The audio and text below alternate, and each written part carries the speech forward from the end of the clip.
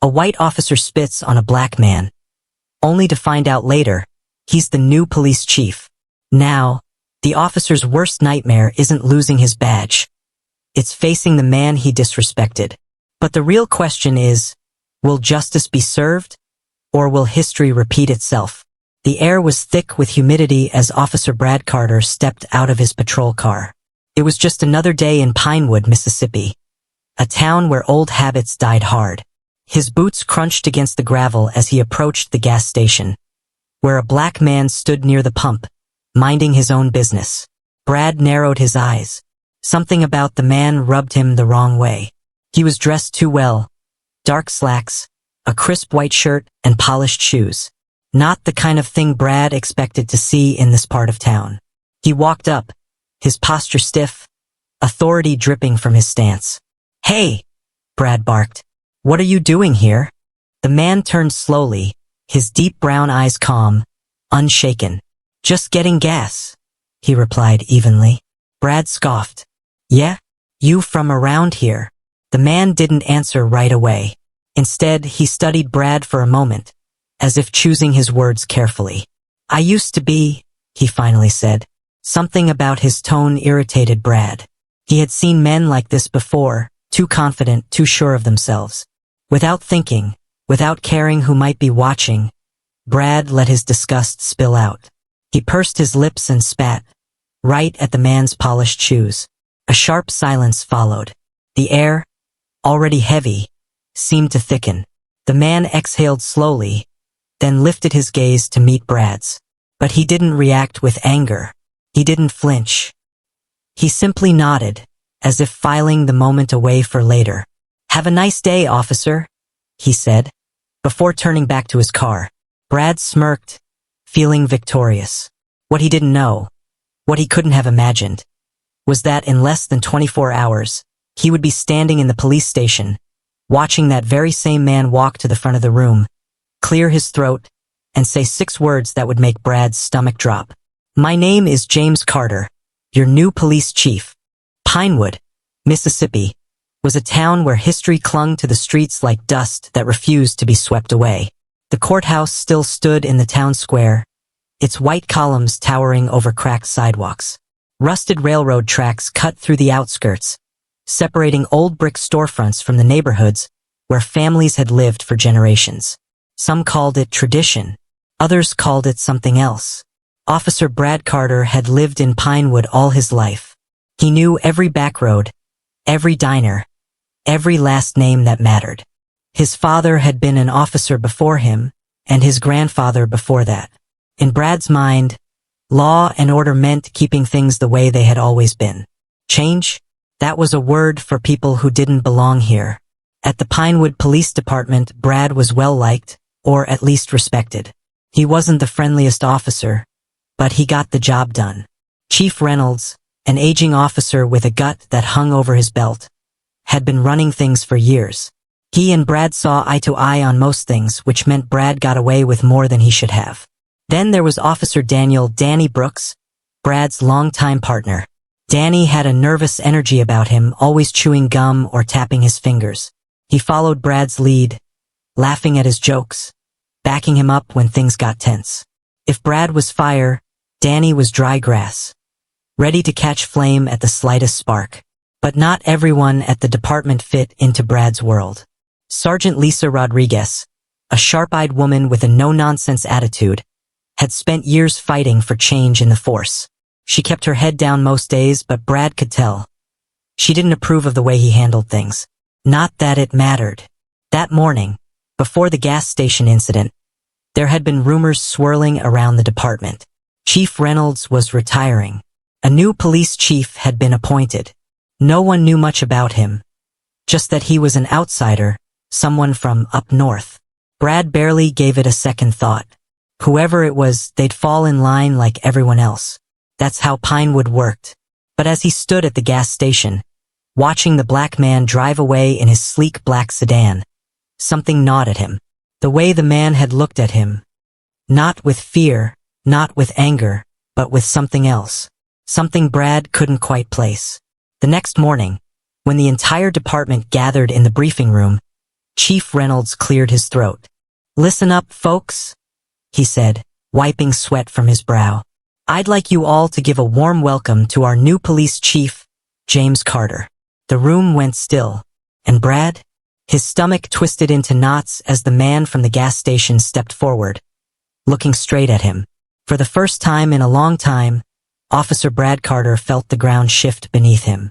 James Carter. The name alone sent a rush of heat through his chest.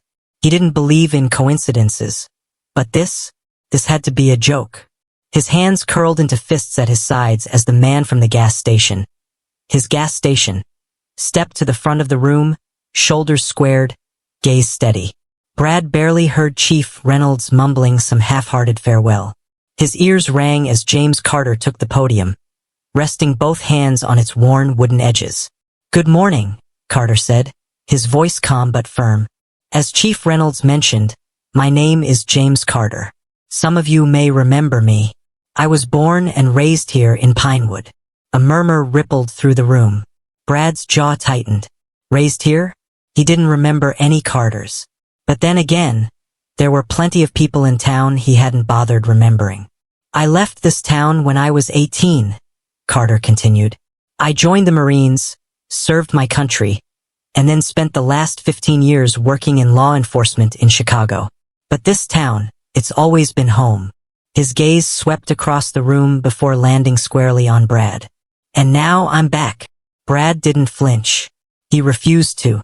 But something about the way Carter was looking at him made his skin crawl. "I know change isn't always easy," Carter went on, "but I'm here to make sure this department serves everyone in Pinewood, not just a select few. We're going to do things the right way, the fair way." Brad felt his stomach clench. He knew exactly what that meant. As the meeting wrapped up, officers lined up to shake Carter's hand. Some were polite, others hesitant. Lisa Rodriguez was the first to step forward, her handshake firm, respect in her eyes. Danny hung back, arms crossed, chewing his gum like his life depended on it. Brad? He stayed put. Carter noticed. As the officers cleared out, Carter walked straight toward Brad, stopping just inches away. "Officer Carter, right?" he said, tilting his head slightly. Brad's spine went rigid. "Yeah." Carter let the silence stretch between them, then gave a small, knowing nod. "Good to see you again." Brad forced a smirk. "Wish I could say the same." Carter didn't react, just studied him for a moment before stepping past him, heading toward his new office. Brad exhaled sharply, his jaw aching from how tightly he'd been clenching it. This wasn't over. Not by a long shot. That afternoon, Brad sat at his usual booth in Miller's Diner, stirring his coffee until it went cold. Across from him, Danny drummed his fingers against the table. "This is bad," Danny muttered. Brad didn't respond. Danny leaned in. "You spat on the guy, Brad." Brad's hand tightened around the spoon. "He didn't do anything about it then," he muttered. "Doubt he'll do anything about it now." Danny scoffed. "You think he's just gonna let that slide?" Brad didn't answer. He didn't know, and that uncertainty gnawed at him. The next few weeks were tense. Carter wasn't making empty promises. He was making changes. He started reviewing old cases, questioning procedures, even implementing new policies that ruffled more than a few feathers. Officers who had once felt untouchable were suddenly being held accountable. And Brad? He felt a target burning into his back. It wasn't long before the first real clash came. Brad and Danny were patrolling downtown when they spotted a young black man walking along the sidewalk, hoodie pulled up, hands shoved into his pockets. "Look at this guy," Danny muttered, already reaching for the radio. Brad's instincts kicked in. "Let's see what he's up to." They pulled over, stepping out of the car. "Hey," Brad called. "Come here a sec." The young man stopped but didn't move closer. "I didn't do anything," he said, wary. Danny smirked. "Didn't say you did. Just wanna talk." The kid hesitated, then took a slow step forward. Brad didn't like his hesitation, didn't like the attitude. "Hands out of your pockets," he ordered. The kid obeyed, lifting his hands slightly. Brad stepped closer. "What's your name?" Before the kid could answer, a voice cut through the air. "Is there a problem here?" Brad turned sharply. James Carter stood on the sidewalk, arms crossed, watching them. Brad's jaw clenched. "We're handling it." Carter didn't move. "Handling what, exactly?" Danny shifted uncomfortably. "Just a routine stop." Carter's eyes locked onto Brad's. "Let him go." Brad's pulse spiked. "What?" "You heard me," Carter said evenly. "Unless you have a legitimate reason to stop him, let him go." The kid glanced between them, waiting. Brad swallowed the anger rising in his throat. Slowly, he stepped back. "Get out of here," he muttered. The kid didn't wait to be told twice. He bolted. Brad turned back to Carter, heat prickling his skin. "You're undermining my authority." "No," Carter corrected. "I'm making sure this department does its job the right way." They stood there, neither backing down. And in that moment, Brad realized something. Carter wasn't here to play by the old rules. He was here to change them. And that scared Brad more than he'd ever admit. The rain hammered against the windshield as Brad Carter gripped the steering wheel, his knuckles white. It had been a long night, longer than most. A break-in at Pinewood's East Side liquor store had turned into a city-wide chase. Now they were closing in on the suspect, a young black man sprinting through the alleyways behind an old warehouse. Brad and Danny were the first to respond. Sirens wailed in the distance, backup closing in, but Brad wasn't waiting. He leaped out of the cruiser, his boots splashing into a puddle, heart pounding. "There he is," Danny shouted. The suspect, a skinny kid, maybe 18, stumbled over a pile of trash bags before darting around a corner. Brad charged after him, his pulse roaring in his ears. He didn't need a name, didn't need a story. The kid was running. That was enough. Brad rounded the corner and, bam! The kid crashed into a chain link fence. Trapped. "Hands up!" Brad barked, drawing his weapon. The kid spun around, chest heaving, palms raised. His eyes were wide, filled with something that stopped Brad cold. Fear. Not getting caught. Fear of him. For a moment, Brad saw something else. Another face, another moment from years ago. A memory buried deep, clawing its way to the surface. A boy, maybe 10, crouched behind a shed, trembling. His father's voice boomed through the backyard. "Get out here, boy. Face me like a man." A belt dangled from his father's hand, thick and worn from years of use. Young Brad had known what was coming, and he had learned, that day and every day after, that fear didn't get you mercy. Fear made you weak. Brad blinked. The kid in front of him was still frozen, hands shaking. A flash of red and blue lights reflected off the wet pavement as another car skidded to a stop. Doors slammed. "Drop the weapon." The voice cut through the night. Brad turned his head, and there he was, Chief James Carter, gun drawn, stance firm. Brad's grip tightened on his own gun. He wasn't pointing it at the kid anymore, but he hadn't lowered it either. Carter took a slow step forward. "It's over, Officer Carter." Brad's jaw clenched. He wasn't afraid of Carter. He wasn't afraid of losing his job, his badge, his power. So why couldn't he move? Carter kept his voice steady. "What happens next is up to you." Brad swallowed. The kid's chest was rising and falling, his breath ragged. And in that instant, Brad saw himself, not as the man he thought he was, but as the man he had become. His father's son. A man who only knew how to demand respect, not earn it. A man who had spat on someone without a second thought. A man who was now standing in the rain, holding a gun on a scared kid, while a better man stood across from him, giving him a choice. Brad exhaled and lowered the gun. The kid bolted past him, straight into the arms of another officer. Handcuffs clicked. Brad let his arm hang limp at his side, the weight of everything sinking in. Carter holstered his weapon, eyes still locked on Brad. And then, in a voice only Brad could hear, he said 3 words that cut deeper than any bullet. "I see you." Brad knew what that meant. It meant Carter saw past the uniform, past the badge. He saw the man Brad was and the man he could be. For the first time in his life, Brad Carter wasn't sure which one he wanted to win. The rain had stopped by morning, but the weight in Brad Carter's chest remained.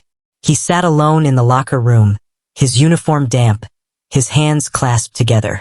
The echoes of the night before still clung to him. The chase, the fear in that kid's eyes, the way Carter had looked at him. I see you. Brad had spent his whole life believing he understood power. His father had taught him that respect was taken, not given. That fear was the only way to keep order. And for years, Brad had carried that lesson like a badge of honor. But now he wasn't so sure. The locker room door creaked open. Brad looked up to see James Carter standing in the doorway, arms crossed. For a long moment, neither man spoke. Then Carter stepped forward, leaning against a nearby locker. You did the right thing last night. Brad let out a dry laugh. That right thing felt real damn close to losing everything. Carter nodded. Yeah, it usually does. Silence stretched between them. Then Brad sighed. That kid. He looked at me like I was some kind of monster. Carter studied him for a moment before speaking. Because in that moment you were. Brad's stomach twisted. Carter didn't say it with anger, just the truth. But that moment doesn't have to define you, Carter continued. The question is, what are you going to do next? Brad let the words sink in. He had spent his life convinced he was on the right side of the law, of history, of everything. But now, for the first time, he realized how much he had never questioned. He looked up at Carter. How'd you do it? Carter raised a brow. Come back here, Brad clarified. After everything? Why bother? Carter exhaled, his gaze distant. Because I remember what this town used to be. And I know what it could be. He looked at Brad, his voice steady. People like you decide which way it goes. Brad swallowed. He had spent so much time fighting change. But maybe, just maybe, it was time to stop fighting. He wasn't sure if he could ever be the man Carter wanted him to be. But for the first time, he wanted to try. As Carter turned to leave, Brad called after him. Chief. Carter paused. Brad hesitated, then nodded. It wasn't an apology. Not yet. But it was something. Carter gave a knowing nod in return. Then he walked out, leaving Brad alone with a future that, for the first time, wasn't written in stone.